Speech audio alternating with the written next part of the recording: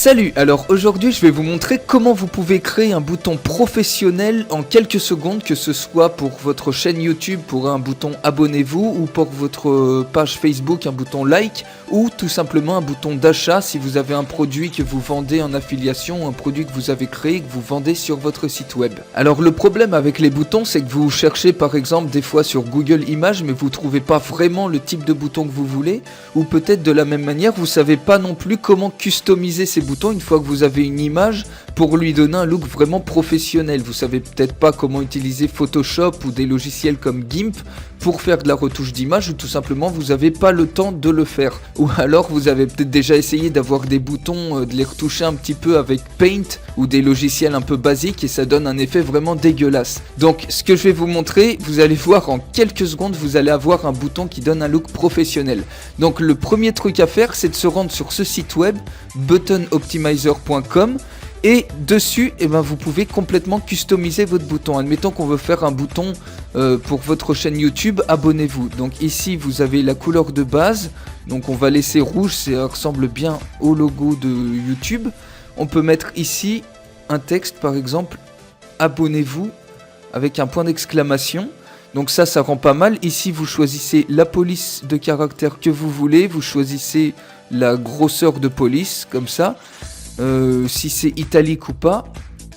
La couleur de fond, donc là c'est blanc, vous pouvez choisir une autre couleur comme mettre gris ou autre.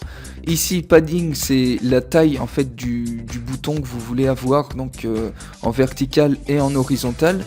Laissons comme ça pour l'instant. Ça c'est un petit peu un effet de dégrader les couleurs d'entrée, donc qui est vers le haut, et la couleur en bas qui est un petit peu plus foncé, ça donne un effet dégradé. Ici, si vous voulez, donc vous pouvez choisir le radius, l'angle un petit peu de votre bouton. Donc si on n'en veut pas, ça fait un truc rectangulaire. Si on veut un truc plus arrondi, vous mettez le curseur vers la droite tout simplement. Ici, donc si vous voulez une bordure, ça c'est l'épaisseur de la bordure que vous pouvez obtenir comme ça, la couleur de la bordure.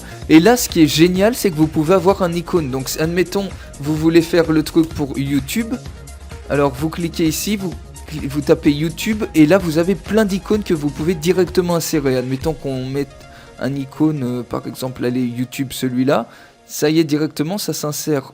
Donc vous choisissez comme ça l'icône que vous voulez. Allez, cette icône là, abonnez-vous YouTube.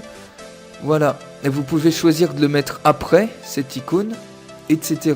Et choisir aussi la position de l'icône. Une fois que vous avez votre bouton, vous pouvez aussi donc ici choisir si vous voulez un effet ombragé ou pas sur le texte, et autour de la boîte si vous voulez également un effet un petit peu flouté que vous pouvez aussi customiser ici par ces paramètres là. Donc là on va l'ôter, et dès que vous avez terminé votre bouton comme ça, vous cliquez ici Download as PNG Image, et tout de suite ça s'enregistre sur votre disque dur, et ça y est, votre bouton est prêt, vous pouvez l'utiliser directement.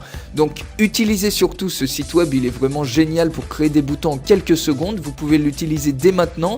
Et si vous avez aimé ce conseil, cliquez pour vous abonner à la chaîne YouTube, je vais mettre plein de petits trucs comme ça qui sont hyper utiles, et aussi likez la page Facebook, et nous on se retrouve très bientôt, salut!